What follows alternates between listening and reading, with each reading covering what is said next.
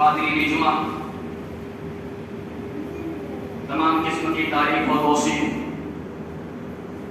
کبریائی و بڑائی، حمد و ثنا اس وحدہ لا شریک کے لیے لائق و زیبا ہے، جس نے ہم انسانوں کو ایمان کی دولت سے نوازا، اسلام کی نعمت عطا کی۔ بعدہ انگنت درود و سلام نازل ہو تمام انبیاء کرام پر، خصوصاً آخری نبی جناب محمد رسول اللہ صلی اللہ علیہ وسلم پر، جن کی بعثت و رسالت کے سبب ہمیں ہدایت کی روشنی نصیب ہوئی۔ محترم سامعین، روزمرہ کی زندگی میں دیکھا جاتا ہے کہ انسان ان چیزوں کا استعمال کرتا ہے جو اس کے لیے فائدہ مند ہو، نقصان دہ نہ ہو۔ کسی بھی چیز کے تعلق سے اگر کسی انسان کو یہ پتہ چل جاتا ہے کہ اس کے استعمال کرنے سے یا اس کو کھانے یا پینے سے اس کے جسم کو کسی طرح کا نقصان پہنچے گا یا کسی طرح کی بیماری میں مبتلا ہونے کا خدشہ ہوتا ہے، تو ایسی صورت میں وہ آدمی ایسی اشیاء کو خریدنے سے، استعمال کرنے سے اور کھانے سے اپنے آپ کو محفوظ رکھتا ہے۔ اس کی کوشش یہ ہوتی ہے کہ اس کے جسم کو کسی طرح کی بیماری میں مبتلا نہ ہونے پائے اور کسی طرح کی اس کو کوئی پریشانی نہ اٹھانی پڑ جائے۔ اسلام دین فطرت ہے، اس کے اللہ تبارک و تعالیٰ نے جو چیزیں انسان کی صحت، طبیعت اور عادت کے مطابق تھی، اللہ تبارک و تعالیٰ نے ان کو حلال قرار دیا، اور جو چیزیں انسان کی صحت کے ناموافق تھی، ان کی طبیعت اور ان کی فطرت کے ناموافق تھی، اللہ تبارک و تعالیٰ نے ان چیزوں کو حرام قرار دیا اور ان چیزوں کی استعمال سے منع کر دیا۔ اللہ رب العالمین کئی ایک مقامات پر حلال چیزوں کو استعمال کرنے کی ترغیب دیتا ہے اور حرام چیزوں کے استعمال سے منع کرتا ہے۔ نبی صلی اللہ علیہ وسلم کی ایک حدیث، اللہ کے رسول صلی اللہ علیہ وسلم کا فرمان کہ ان اللہ طیب، بے شک اللہ تبارک و تعالیٰ پاک ہے، لا یقبل الا طیبا، وہ قبول نہیں کرتا کسی بھی چیز کو مگر وہی چیز جو پاک ہوتی ہے، اسی چیز کو قبول کرتا ہے۔ پھر اس کے بعد نبی صلی اللہ علیہ وسلم نے آیت تلاوت فرمائی، کہا یا ایھا الرسول کلوا من الطیبات واعملوا صالحا، کہ اللہ تبارک و تعالیٰ نے رسولوں کو حکم دیا کہ کلو، یا ایھا الرسول کلوا من الطیبات، طیب چیزوں میں سے کھاؤ، واعملوا صالحا، اور نیک عمل کرو۔ یہ رسولوں کو اللہ تبارک و تعالیٰ نے حکم دیا۔ اسی طریقے سے اللہ تبارک و تعالیٰ نے مومنوں کو یہ حکم دیا کہ یا ایھا الذین آمنوا، اے لوگوں جو ایمان لائے ہو، کلوا مما رزقناکم، جو ہم نے تجھ کو رزق دیا ہے اس میں سے کھاؤ، واشکروا للہ، اور اللہ کا شکر ادا کرو، ان کنتم ایاہ تعبدون۔ اسی طریقے سے دوسرے مقام پر بھی اللہ تبارک و تعالیٰ نے حلال چیزوں کو کھانے پینے کی ترغیب دی ہے اور حرام چیزوں کے استعمال سے منع کر دیا ہے۔ ان حرام چیزوں میں سے بہت ساری چیزیں، مثلا گٹکا، سگریٹ، بیڑی، کھینی اور شراب جیسی بری اور چیزیں، ان تمام چیزوں کو شریعت مطہرہ کسی طریقے سے بھی اجازت نہیں دیتی۔ آپ اس کے تعلق سے کئی ایک مقام پر آپ اللہ کے رسول کی حدیث اور اللہ تبارک و تعالیٰ نے اپنی کتاب کے اندر کئی ایک مقام پر ان چیزوں کے استعمال سے روکا ہے۔ آپ ذرا غور کیجئے، سنن نسائی کے اندر امام نسائی نے ایک حدیث روایت کی ہے، حضرت عثمان رضی اللہ تعالیٰ عنہ سے نقل کی ہے کہ ایک زمانے میں تم سے پہلے، حضرت عثمان رضی اللہ تعالیٰ عنہ نے کہا کہ تم سے پہلے ایک بہت عبادت گزار آدمی تھا، اس پر ایک عورت عاشق ہو گئی۔ اس عورت نے اپنی لونڈی کو اس پرہیزگار آدمی کے پاس بھیجا کہ جاؤ اس کو ایک گواہی کے تعلق سے بلا کر لاؤ۔ وہ لونڈی اس پرہیزگار آدمی کے پاس گئی اور کہا کہ ایک گواہی کے تعلق سے میں تمہیں اپنے ساتھ لے جانا چاہتی ہوں۔ وہ پرہیزگار آدمی تیار ہو گیا۔ جب وہ وہاں پہنچتا ہے آدمی تو ایک دروازہ ہوتا ہے، دروازہ کھلتا ہے، جیسے ہی اندر داخل ہوتا ہے دروازہ بند ہو جاتا ہے، اور پھر اس کے بعد جب وہ اندر داخل ہوتا چلا جاتا ہے تو دروازہ پیچھے سے بند ہوتا جا رہا ہے، اور پھر اس کے بعد جب وہ پہنچتا ہے آخر میں تو ایک حسین و جمیل اور خوبصورت عورت بیٹھی ہے، اس کے پاس ایک لڑکا ہے اور برتن میں شراب بھی رکھی ہوئی ہے۔ اس عورت نے کہا کہ میں نے تمہیں کسی گواہی کے تعلق سے یہاں نہیں بلایا ہے، بلکہ اس لیے بلایا ہے کہ تم میرے ساتھ بدکاری کرو، تم میرے ساتھ زنا کرو، اور پھر اس کے بعد تمہارے یہاں بھاگنے کا کوئی چارہ نہیں۔ وہ پرہیزگار آدمی سوچنے لگا،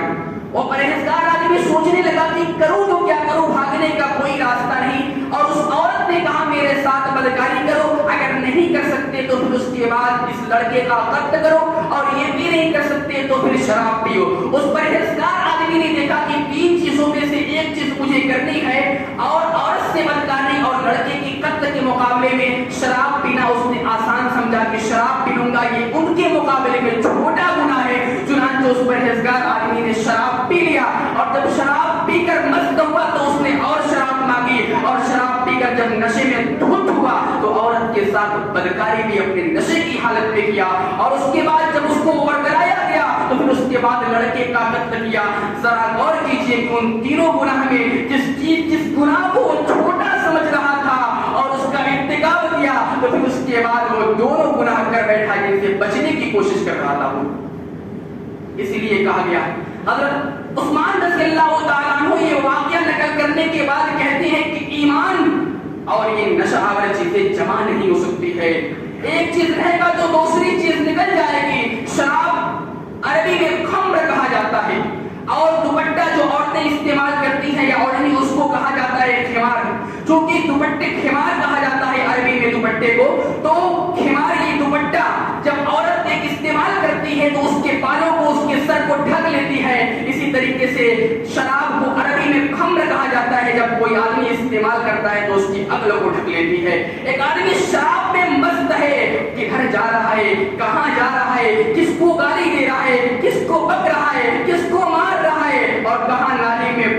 گرا پڑا اور دوسروں کو گالیاں دے رہا ہے، کچھ خبر نہیں ہوتی، اس کی عقل پر پردہ پڑ جاتا ہے۔ اسی لیے شراب کو ام الخبائث کہا گیا ہے، شراب کو ام الخبائث کہا گیا ہے۔ جب ابھی اسلام کی شروعات تھی تو چنانچہ شروعات کے میں اللہ تبارک و تعالیٰ نے قرآن کی اول صورت نازل فرمائی جس میں توحید کا ذکر تھا، جس میں اور دوسری چیزیں حرام و حلال کے تعلق سے ابھی کوئی واضح اعلان نہیں ہوا تھا۔ حضرت عائشہ رضی اللہ تعالیٰ عنہا کہتی ہیں کہ جب اسلام میں لوگ زیادہ داخل ہو گئے تو پھر اس کے بعد حرام کا حکم نازل ہوا۔ اگر شروع میں حرام کا حکم نازل ہو جاتا تو پھر اس کے بعد لوگ اسلام سے پھر جاتے۔ حضرت عائشہ رضی اللہ تعالیٰ عنہ کے اس حدیث کے مطابق، اس بات کے مطابق، اگر کوئی برائی معاشرے میں جڑ پکڑ چکی ہو، معاشرے میں اپنا سکہ جما چکی ہو، تو اس کو ایک بارگی میں ختم کرنا یہ مضر ثابت ہوگا، بلکہ دھیرے دھیرے ختم کرنا ہوگا۔ مثال کے طور پر ایک لڑکا گالی دے رہا ہے، آپ گئے اس کے پاس اور 2 جھاپڑ آپ نے اس لڑکے کو مار دیا، فرق کیا ہوگا؟ لڑکا کسی اور کو گالی دے رہا تھا، تھوڑی دور جانے کے بعد وہ آپ کو گالی دے گا۔ کسی بھی برائی کے تعلق سے اس کا فوراً ختم کرنا یہ مضر ثابت اور نقصان دہ ہو جاتا ہے، فائدہ نہیں ہو پاتا ہے۔ اس لیے اسلام جب اسلام آیا تو شراب کے تعلق سے قدغن لگانا چاہا، شراب کے تعلق سے بندشیں باندھنی چاہی، تو یوں نہیں کہا اسلام نے کہ شراب حرام ہے، پہلے شراب کے تعلق سے نفرت دلائی گئی۔ سورہ نحل کے اندر اللہ تبارک و تعالیٰ نے فرمایا کہ وَمِن ثمرات النخیل والأعناب تتخذون منه سکرا ورزقا حسنا وَمِن ثمرات النخیل والأعناب، اور پھلوں میں سے کھجور اور انگور،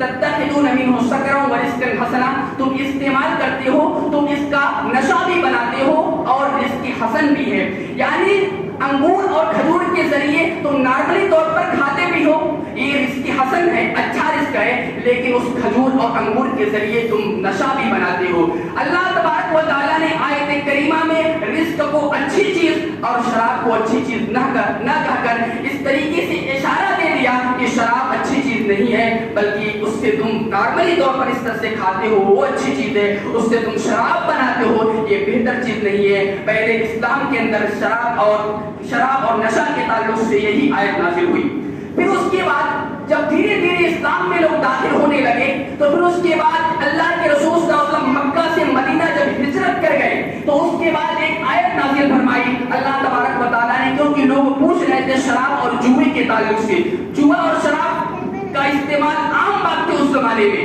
لوگوں نے پوچھا, اللہ تبارک و تعالیٰ نے آیت نازل فرمائی یسألونک عن الخمر والمیسر, آپ سے سوال کرتے ہیں جوئے اور شراب کے تعلق سے. قل فیہما اسم کبیر, آپ کہہ دیجئے کہ اس کا استعمال یعنی شراب کا اور جوئے کا استعمال یہ بڑا گناہ ہے,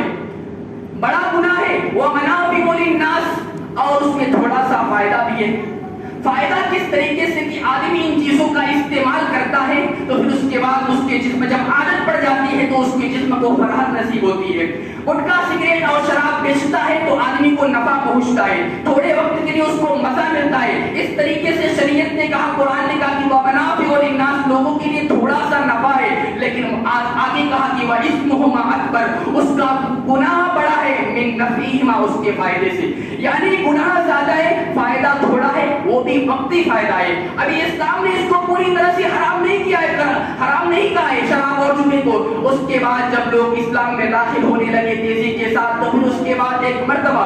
مکہ کے اندر حضرت علی رضی اللہ تعالی عنہ اور دوسرے اصحاب حضرت عبد الرحمن بن عوف رضی اللہ تعالی عنہ کی دعوت ہوئی, وہاں پہنچ گئے اور کھانے کے بعد ان کے پاس شراب کا دور چلا, یعنی کھانے کے بعد صحابہ کرام نے شراب پی.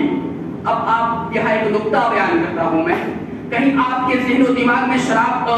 صحابہ کے تعلق سے نفرت پیدا نہ ہو جائے. اس وقت شراب پیا صحابہ کرام نے, ابھی شراب حرام نہیں ہوئی ہے, ابھی شراب پینا عام بات ہے. اللہ تبارک و تعالیٰ نے کوئی ایسا فرمان نازل نہیں کیا ہے کہ شراب حرام ہے, شراب پینا ابھی بھی عام بات نہیں, بس ایک گناہ کہا گیا تھا.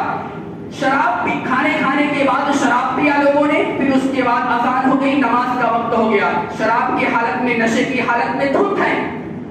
چنانچہ حضرت علی رضی اللہ تعالیٰ عنہ کو لوگوں نے آگے بڑھا دیا امامت کے لیے, اور وہ نشے کی حالت میں ہیں. تکبیر تحریمہ کے بعد سورہ فاتحہ پڑھی, نشے کی حالت میں امام صاحب ہل رہے ہیں اور پڑھ رہے ہیں. سورہ فاتحہ کے بعد انہوں نے قل یا ایھا الکافرون شروع کر دی, کہا قل یا ایھا الکافرون نحن نعبد ما تعبدون, کہنا تھا کہ لا اعبد ما تعبدون, کہ ہم جس کی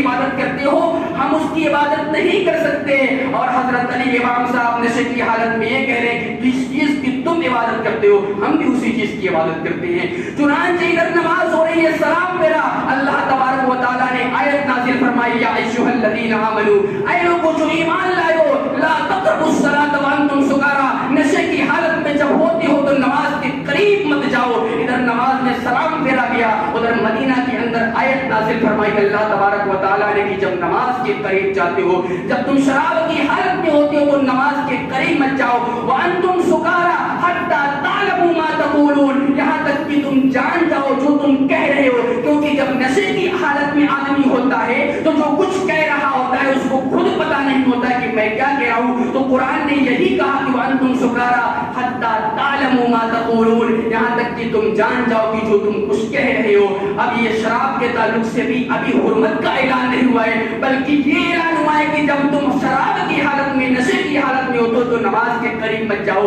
ایک رکن سے اس کے تعلق سے دوری بنانے کے لیے اعلان کیا گیا. پھر اس کے بعد جب اسلام میں جوگ در جوگ لوگ داخل ہوتے گئے تو اللہ تبارک و تعالیٰ نے حضرت عمر رضی اللہ تعالیٰ عنہ اللہ کے رسول کے پاس آتے کہتے کہ اے اللہ کے رسول, کاش کہ اللہ تبارک و تعالیٰ شراب کے تعلق سے واضح حکم نازل فرماتا اس کی حرمت کے تعلق سے, کیونکہ یہ شراب انسان کے مال و دولت کو ختم کر دیتا ہے, اس کی جائیداد کو ختم کر دیتا ہے, عقل پر پردہ ڈال دیتا ہے. اللہ تبارک و تعالیٰ نے آیت نازل فرمائی یا ایھا الذین آمنوا انما الخمر والمیسر والانصاب والازلام رجس من عمل الشیطان فاجتنبوه لعلکم تفلحون, کہ اے لوگوں جو ایمان لائے ہو کہ بے شک انما الخمر والمیسر,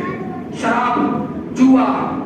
خود کھانے اور اسی طریقے سے دوسری اس طریقے کی چیزیں رجس من عمل الشیطان, یہ شیطانی عمل ہے. فاجتنبوه, تم اس سے باز آ جاؤ, لعلکم تفلحون, تاکہ تم کامیاب ہو جاؤ. اگر تم اس سے باز نہیں آئے تو پھر اس کے بعد ناکامی تمہارا مقدر بن جائے گی. اس واضح حکم کے بعد حضرت محمد صلی اللہ علیہ وسلم نے حضرت عمر رضی اللہ تعالیٰ عنہ کو بلانے کے لیے بھیجا کہ جاؤ حضرت عمر کو بلا لاؤ. کہہ رہے تھے کہ شراب کے تعلق سے واضح حکم نازل ہو جاتا. چنانچہ جب حضرت عمر رضی اللہ تعالیٰ عنہ آئے اللہ کے رسول صلی اللہ علیہ وسلم نے یہ آیت تلاوت فرمائی تو اللہ کے رسول صلی اللہ علیہ وسلم کی اس آیت کو سننے کے بعد حضرت عمر رضی اللہ تعالیٰ عنہ نے کہا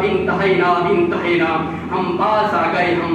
گئے۔ اس کے بعد صحابہ کرام کے گھروں میں جو شراب تھی جو استعمال کر رہے تھے وہ مدینہ کی گلیوں میں شراب بہنے لگی، مدینہ کی گلیوں میں شراب لبالب بھر گئی، اور پھر اس کے بعد لوگ اپنے ہاتھوں سے کیا شراب کا نام سننا بھی گوارا نہیں کرتے۔ صحابہ کرام کا وہ ایمان تھا، صحابہ کرام کا وہ تقویٰ تھا، وہ پرہیزگاری تھی کہ شراب کے تعلق سے جب حرمت کے تعلق سے واضح حکم نازل ہو گیا تو شراب لوگوں نے اس کے مٹکے توڑ دیے، اس کے برتن توڑ دیے اور اپنی گلیوں میں اس کو نالوں میں بہوا دیا، اور شراب سے پھر اس کے بعد لوگ باز آ گئے۔ تو یہ ایک برائی تھی معاشرے کے اندر، دھیرے دھیرے اللہ رب العالمین نے آیتوں کے ذریعے اس کی حرمت کا اعلان کیا، اور معاشرے کے اندر ہمارے اندر بھی اگر کوئی برائی ہوتی ہے تو اس طریقے سے اس کو ختم کرنے کی کوشش کرنی چاہیے۔ شراب کے علاوہ بہت ساری نشہ آور چیزیں جو مسلمان استعمال کرتا ہے اور بہت سے لوگ استعمال کرتے ہیں، جس میں گٹکا ہے، سگریٹ ہے، بیڑی ہے، کھینی ہے اور دوسری اور سب چیزیں ایک مسلمان استعمال کرتا ہے اور اس بات کی پرواہ نہیں کرتا کہ اللہ تعالیٰ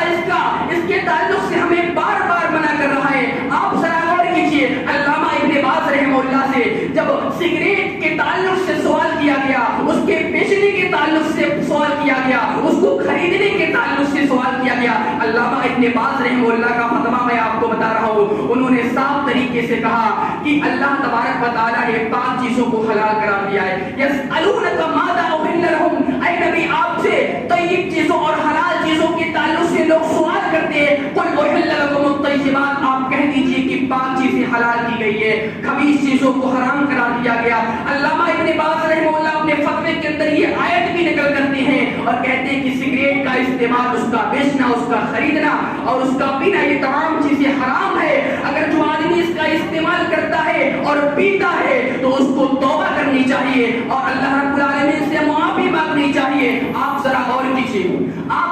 کیجیے کہ جو آدمی سگریٹ پیتا ہے اس سگریٹ کے ڈبے پر آپ دیکھتے ہوں گے کہ کیا لکھا ہوتا ہے، ٹوبیکو کازز کینسر،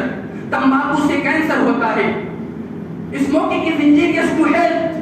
اور یہ بھی کہا جائے، اس میں لکھا تھا کہ صحت کے لیے ہانیکارک ہے، اس سے موت بھی ہوتی ہے۔ اتنا لکھنے کے علاوہ اس پر باقاعدہ فوٹو بھی بنی ہوتی ہے کہ آدمی کو گلے کا کینسر ہوتا ہے، صرف گلے کا کینسر نہیں، پورے جسم کا کینسر ہوتا ہے، دماغ کا مریض ہو جاتا ہے، کینسر کا مریض ہو جاتا ہے، منہ اس کا نہیں کھلتا، اور جب آدمی زیادہ سے زیادہ پان کھاتا ہے تو اس کا منہ دیکھنے لائق تک نہیں ہوتا۔ WHO کی رپورٹ کے مطابق تقریباً ہر سال 50 لاکھ لوگ اس کینسر کی بیماری میں اور اس موذی چیزوں کے استعمال سے مرتے ہیں، اور ایک کورونا وائرس جو 1.5 سال سے چلا رہا ہے، رپورٹ کے مطابق WHO کی رپورٹ کے مطابق اس سے زیادہ تعداد سے لوگ کینسر وغیرہ سے مرتے ہیں، اور ان نشیلی چیزوں کے استعمال سے آدمی مرض میں مبتلا ہوتا ہے اور گھٹ گھٹ کر مرتا ہے۔ اللہ کے رسول صلی اللہ علیہ وسلم نے واضح حدیث کے اندر فرمایا کہ لا ضرر ولا ضرار، لا ضرر ولا ضرار، اپنے آپ کو بھی نقصان نہ پہنچاؤ اور دوسروں کو نقصان پہنچانے کا سبب بھی نہ بنو۔ ایک آدمی سگریٹ پیتا ہے، اپنے آپ کو بھی نقصان پہنچاتا ہے اور اپنے بغل والے کو بھی نقصان پہنچاتا ہے۔ اس کے پاس دھواں جاتا ہے، اس کے ناک سے جاتا ہے، اس کے منہ سے جاتا ہے۔ ایک رپورٹ کے مطابق جو آدمی اگر کوئی سگریٹ کا استعمال کرتا ہے اور اس کے پاس بیٹھا ہوا آدمی ہے، اس کے پاس دھواں جاتا ہے تو اس کو بھی اتنا ہی نقصان پہنچتا ہے۔ تو حدیث کے اندر ہے کہ لا ضرر ولا ضرار، اپنے آپ کو بھی نقصان نہ پہنچاؤ اور دوسروں کو بھی نقصان نہ پہنچاؤ۔ سگریٹ پینا اپنے آپ کو بھی نقصان پہنچانا ہے اور دوسروں کو بھی نقصان پہنچانے کا سبب ہے، تو یہ حدیث کی مخالفت ہو رہی ہے۔ اللہ تبارک و تعالیٰ سورہ اعراف کے اندر کہتا ہے وَيُحِلُّ لَهُمُ الطَّيِّبَاتِ وَيُحَرِّمُ عَلَيْهِمُ الْخَبَائِثَ، کہ اللہ تبارک و تعالیٰ نے حلال چیز، طیب چیزوں کو حلال کیا ہے اور خبیث چیزوں کو حرام کرا دیا ہے، خبیث چیزوں کو حرام کر دیا ہے۔ آپ ذرا غور کیجئے کہ سگریٹ خبیث چیز ہے یا پاک چیز ہے؟ آپ اس کا مسجد میں استعمال کر سکتے ہیں؟ نہیں کر سکتے۔ آپ مسجد میں کھانا کھا سکتے ہیں لیکن سگریٹ، بیڑی اور گٹکا کا استعمال نہیں کر سکتے، کیونکہ مسجد پاک چیز ہے اور یہ تمام اشیاء خبیث چیز ہے، اس لیے خبیث چیزوں کا استعمال اسلام حرام کرا دیتا ہے۔ اسی طریقے سے اللہ تبارک و تعالیٰ نے سورہ اسراء کے اندر کہا کہ ولا تقتلوا انفسکم، اپنے آپ کو قتل نہ کرو، اپنے آپ کو قتل نہ کرو۔ جو آدمی گٹکا اور سگریٹ کا عادی ہوتا ہے وہ دھیرے دھیرے اپنے آپ کو قتل ہی کرتا رہتا ہے، دھیرے دھیرے اپنے آپ کو قتل ہی کرتا رہتا ہے۔ آپ کتنے واقعات سن چکے ہوں گے، آپ کتنے واقعات سن چکے ہوں گے کہ گٹکا اور سگریٹ کے استعمال کرتے کرتے وہ آدمی کینسر میں مبتلا ہوا، پھر اس دنیا کو چھوڑ گیا۔ اسی طریقے سے اللہ تبارک و تعالیٰ سورہ بقرہ کے اندر کہتا ہے کہ وَلَا تُلْقُوا بِأَيْدِيكُمْ إِلَى التَّهْلُكَةِ، اپنے آپ کو ہلاکت میں مت ڈالو، اپنے آپ کو ہلاکت میں مت ڈالو۔ آدمی سگریٹ اور گٹکا کا استعمال کرتا ہے، وہ اپنے آپ کو ہلاکت میں ڈالتا رہتا ہے، وہ اپنے آپ کو ہلاکت میں ڈالتا رہتا ہے۔ اللہ تبارک و تعالیٰ نے سورہ اسراء کے اندر کہا کہ ان المبذرین کانوا اخوان الشیاطین، بے شک فضول خرچی کرنے والا شیطان کا بھائی ہے، فضول خرچی کرنے والا شیطان کا بھائی ہے۔ ایک سگریٹ اور گٹکا کا عادی انسان دن بھر میں کتنا سگریٹ پیتا ہے، دن بھر میں کتنا گٹکا کھاتا ہے، آپ اس کا اندازہ نہیں لگا سکتے۔ بچوں کی تربیت کے تعلق سے رسول اللہ صلی اللہ علیہ وسلم نے کہا کہ کلکم رائی وکلکم مسئول عن رعیتہ، تم میں کا ہر ایک آدمی ذمہ دار ہے اور اس کی ذمہ داری کے بارے میں پوچھا جائے گا۔ اولاد کی تربیت تم پر فرض ہے، لیکن وہی باپ اپنے بچوں سے سگریٹ منگاتا ہے، وہی باپ اپنے بچوں سے گٹکا منگاتا ہے، وہی باپ اپنے بچوں سے کھیری منگاتا ہے۔ یہ تربیت کا کون سا طریقہ ہے کہ اگر گارجین ہی اپنے بچوں کو گٹکے اور سگریٹ کے تعلق سے بھیجتی ہیں فلاں دکان پر، اس دکان پر سے وہ لے کے آؤ، اس دکان پر سے پان لے کے آؤ، تو بچوں کو بھی تو شوق چڑھے گا، بچوں کو بھی تو شوق چڑھے گا۔ باپ اگر سگریٹ پی کر پھینکتا ہے تو بچہ بھی دیکھتا ہے، بچہ بھی دیکھتا ہے، اٹھا کر ایک کش لگاتا ہے کہ لگتا کیسا ہے۔ پھر اس کے بعد جب بیٹا بھی کرتا ہے، بیٹا بھی سگریٹ پیتا ہے، تو باپ یہ کہتا ہے کہ کس کو پڑھ گیا ہے، ارے تمہیں کو پڑھا ہے، تم ہی اس کی عادت کو خراب کرنے والے ہو۔ جبکہ رسول اللہ صلی اللہ علیہ وسلم نے کہا کہ ایک ایک قدم پر اپنی اولاد کی تربیت کرو، یہ تمہارے جہنم میں جانے کا بھی سبب بن سکتی ہیں اور جنت میں جانے کا بھی سبب بنتی ہیں۔ تو آپ ذرا غور کیجیے کہ ان المبذرین کانوا اخوان الشیاطین، کیا یہ سگریٹ پینا، گٹکا پینا، کھانا یہ فضول خرچی نہیں ہے؟ آدمی کے پاس اپنے بچوں کے پالنے پوسنے کے لیے اناج ہو نہ ہو، آدمی کے پاس اپنے بچوں کی تعلیم و تربیت کے تعلق سے اس کے پاس پیسہ ہو نہ ہو، لیکن گٹکا اور سگریٹ کے لیے پیسے کا جگاڑ بنا لیتا ہے۔ ایک نالی صاف کرنے والے انسان سے سرتی جب بناتا ہے تو اس سے مانگنے پر وہ مجبور کرتی ہے، وہ عادت مجبور کرتی ہے، اور شریعت مطہرہ صاف طور پر کہہ رہی ہے کہ یہ حرام ہے۔ آپ ذرا غور کیجیے، آپ ذرا غور کیجیے کہ رسول اللہ صلی اللہ علیہ وسلم نے کہا کہ من اکل صوما او بصرا فلیعتزلنا ولیعتزل مسجدنا ولیقعد فی بیتہ، جو آدمی کچا لہسن اور کچا پیاز کھا لیتا ہے تو اس کو چاہیے کہ وہ ہمارے قریب نہ آئے۔ کیا کہا اللہ کے رسول صلی اللہ علیہ وسلم نے کہ جو آدمی کچا لہسن اور کچا پیاز کھا لیتا ہے اس کو چاہیے کہ وہ ہمارے قریب نہ آئے۔ وَلْيَعْتَزِلْنَا وَلْيَعْتَزِلْ مَسْجِدَنَا، ہماری مسجد میں نہ آئے۔ وَلْيَقْعُدْ فِي بَيْتِهِ، اس کو چاہیے کہ وہ اپنے گھر بیٹھا رہے۔ کچا لہسن اور کچا پیاز یہ حرام نہیں ہے، اس سے بو آتی ہے، تکلیف ہوتی ہے، فرشتوں کو تکلیف ہوتی ہے، کسی سے بات کرتا ہے آدمی تب۔ اور آپ ذرا غور کیجیے کہ سگریٹ پینے والا 4 لوگ 5 لوگ بیٹھے ہیں، ایسے ہی کش لگا رہا ہے کہ اس کو دھواں پہنچ رہا ہے، اس کی فکر نہیں ہے۔ پان آدمی کھاتا ہے، پان آدمی کھا کر کہاں کہاں تھوکتا ہے۔ آپ اس بات کا شکوہ کر رہے ہیں کہ لوگوں کی بلڈنگوں پر، لوگوں کے گھروں پر اونچے اونچے تھوک دیتے ہیں۔ یہ مسلمانوں کا طریقہ، یہ تو چھوڑیے، آپ مسجدوں کی دیواروں پر نظر ڈال کر دیکھا کیجئے، مسجد کی دیواروں پر بھی تھوکا رہتا ہے۔ اب آپ کیا کہیں گے؟ شریعت اس چیز کی اجازت دے گی؟ شریعت اس چیز کی اجازت دے گی کہ جس سے آدمی کو خود نقصان پہنچتا ہے، دوسروں کو بھی نقصان پہنچتا ہے، معاشرے کے لوگوں کو بھی نقصان پہنچتا ہے، لوگوں کے گھروں کو نقصان پہنچتا ہے، مسجد تک کو نقصان پہنچتا ہے؟ اللہ کے رسول صلی اللہ علیہ وسلم نے کہا کہ کل امتی معافن، میری ساری کی ساری امت کی مغفرت کر دی جائے گی، الا المجاہرین، سوائے ان لوگوں کے جو کھلم کھلا گناہ کرتے ہیں، سوائے ان لوگوں کے جو اعلانیہ گناہ کرتے ہیں، سوائے ان لوگوں کو جو راستے چلتے ہوئے گناہ کرتے ہیں، معاشرے کے اندر کسی کا کسی کو ڈر نہیں ہوتا، ایسے لوگوں کی مغفرت نہیں کی جائے گی۔ سگریٹ پینے والا آدمی وہ ایک گناہ کا کام ہے، لیکن سڑک چلتے ہوئے، رستہ چلتے ہوئے، گلی میں چلتے ہوئے دھواں اڑا رہا ہے، اس کو کوئی فکر نہیں ہے۔ گٹکا کھانے والا اپنے موج مستی کر کے وہ گٹکا کھا رہا ہے، وہ پان کھا رہا ہے، کسی چیز کی پرواہ نہیں، بلکہ اللہ کے رسول صلی اللہ علیہ وسلم کی واضح حدیث ہے، حدیث یہ کہ ما اسکر قلیلہ ما اسکر کثیرہ فقلیلہ حرام، جس کا زیادہ نقصان پہنچا ہے اس کا کم مقدار بھی حرام ہے، کم مقدار بھی حرام ہے۔ اللہ کے رسول صلی اللہ علیہ وسلم نے کہا کہ ان الحلال بین، حلال جو چیزیں ہیں وہ واضح ہے، ان الحرام بین، اور جو حرام چیزیں شریعت میں ہیں وہ بھی واضح ہے، یعنی حلال و حرام کے تعلق سے قرآن و حدیث کے اندر واضح حکم کا اعلان ہو چکا ہے، واضح حکم آ چکا ہے۔ وَبَيْنَهُمَا أُمُورٌ مُشْتَبِهَاتٌ وَبَيْنَهُمَا أُمُورٌ مُشْتَبِهَاتٌ، کچھ چیزیں ایسی ہے جس کے تعلق سے نہیں معلوم ہے، شریعت نے واضح حکم نہیں دیا ہے کہ یہ حلال ہے یہ حرام ہے،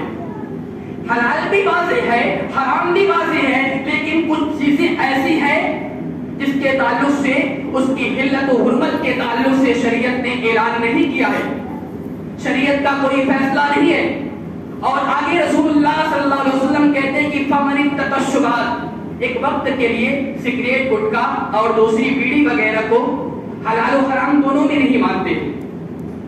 حلال بھی نہیں مانتے، حلال تو مان نہیں سکتے، چلیے اگر کچھ لوگ کہہ رہے ہیں کہ حرام نہیں ہے تو حرام بھی نہیں مانتے۔ اس واضح حدیث کے اندر آپ دیکھیے کہ کہا گیا کہ حلال بھی واضح ہے، حرام بھی واضح ہے، کچھ چیزیں ہیں شک والی ہیں جن کے تعلق سے شریعت کا کوئی حکم نہیں ہے۔ اللہ کے رسول صلی اللہ علیہ وسلم نے کہا فَمَنِ اتَّقَى الشُّبُهَاتِ، جو شک والی چیز سے بچ گیا، شبہ والی چیز سے بچ گیا، فَقَدِ اسْتَبْرَأَ لِدِينِهِ وَعِرْضِهِ، اس نے اپنے دین کی حفاظت کر لی اور اپنی عزت کو بچا لیا۔ وَمَنْ وَقَعَ فِي الشُّبُهَاتِ وَمَنْ وَقَعَ فِي الشُّبُهَاتِ، جو شبہ والی چیز میں پڑ گیا، شک والی چیز میں مبتلا ہو گیا اور اس کا استعمال کر رہا ہے، شریعت کا یہ رول اور قاعدہ بتایا کہ جو شک والی چیز میں پڑ گیا گویا وہ حرام میں داخل ہو گیا، اس لیے شک والی چیز کو چھوڑ دینا چاہیے، شک والی چیز سے اجتناب کرنا چاہیے، شک والی چیز سے بچنے کی کوشش کرنی چاہیے۔ یہ ساری کی ساری چیزیں اللہ کے رسول صلی اللہ علیہ وسلم نے کہا ان اللہ کرہ لکم ثلاثہ، اللہ تبارک و تعالیٰ تین چیزوں کو ناپسند کرتا ہے۔ ایک اضاعت المال، قیل وقال، بکواس کو، اضاعت المال، فضول خرچی کو، اور کہا تیسری چیز کی بہت زیادہ لغو بات کرنے کو، قیل وقال، اضاعت المال و کثرت السؤال، بہت زیادہ سوال کرنے کو۔ تو اس میں یہ بھی کہا گیا کہ فضول خرچی کو بھی اللہ تبارک و تعالیٰ ناپسند کرتا ہے۔ آپ ذرا غور کیجیے کہ آدمی سگریٹ، گٹکا اور دوسری چیزوں پر کتنا استعمال کرتا ہے، اپنے بچوں کو بھیجتا ہے، اپنے بچوں کو بھیجتا ہے اور خود جا کر خریدتا ہے، اس کا استعمال کرتا ہے۔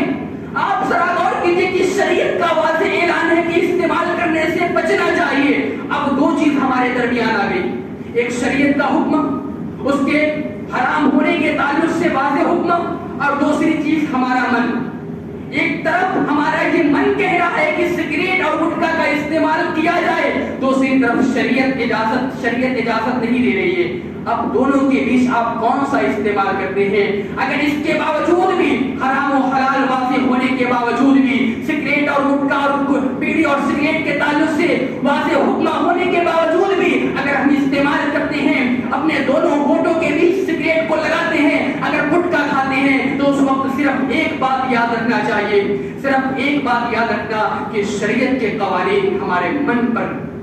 فوقیت نہیں پا رہے ہیں، ہمارے دل اور ہمارے ایمان کمزور ہو رہے ہیں کہ شریعت کے قانون کے باوجود بھی من شریعت پر جیت رہا ہے، من شریعت پر غالب آ رہا ہے۔ اگر ہم نے چھوڑ دیا تو رب العالمین گواہ رہے گا، اور رب العالمین ہماری گناہوں کو انشاءاللہ پچھلی گناہوں کو معاف فرما دے گا، اور اللہ رب العالمین کہے گا کہ تم نے صرف اس لیے چھوڑ دیا، تم نے صرف اس لیے اجتناب کیا کہ رسول اللہ صلی اللہ علیہ وسلم کا حکم تھا، اللہ کا حکم تھا، اور شریعت اس کو منع کر رہی تھی، تو شریعت کے تابع کر دینا ایک انسان کے مومن ہونے کی نشانی ہے۔ اگر ہم استعمال کرتے ہیں تو صرف یہ سوچ لیں کہ ہمارے من ہمارے من پر شریعت غالب نہیں آ رہی ہے بلکہ شریعت پر ہمارا من غالب ہے. اللہ رب العالمین سے دعا ہے کہ العالمین ہم تمام مسلمانوں کو سگریٹ گٹکا اور جو آدمی اس میں مبتلا ہیں, جو چھوٹے چھوٹے بچے آج 10 سال کے 12 سال کے 13 سال کے چھوٹے چھوٹے بچے سگریٹ کا استعمال کرتے ہیں, گٹکا کا استعمال کرتے ہیں, آپ ذرا غور کیجئے کہ ان کو بگاڑنے والا کون ہے, وہ کس کو دیکھ کر. اگر ایک آدمی پہلی مرتبہ میں سگریٹ پیتا ہے تو اچھا نہیں لگتا ہے, مشاہدہ یہی بتا رہا ہے. گٹکا کھاتا ہے تو اچھا نہیں لگتا ہے بلکہ بعض اوقات تو اس کو چکر آ جاتا ہے اور وہ گر پڑتا ہے. لیکن کون ورگلاتا ہے, کون بتاتا ہے, کون سمجھاتا ہے کہ کھاؤ, اس کے استعمال کرو, کون سمجھاتا ہے. معاشرے کے اندر ایسے لوگ پڑے ہیں جن کو ورگلاتے ہیں. آپ ذرا غور کیجیے, اس میں صحت کا بھی نقصان ہے, پیسے کا بھی نقصان ہے, شریعت کی نافرمانی بھی ہو رہی ہے. پھر اس کے بعد شریعت کی نافرمانی کے تعلق سے ہمارا کیا ٹھکانہ ہوگا, ہمیں سوچنا چاہیے. اللہ توفیق دے.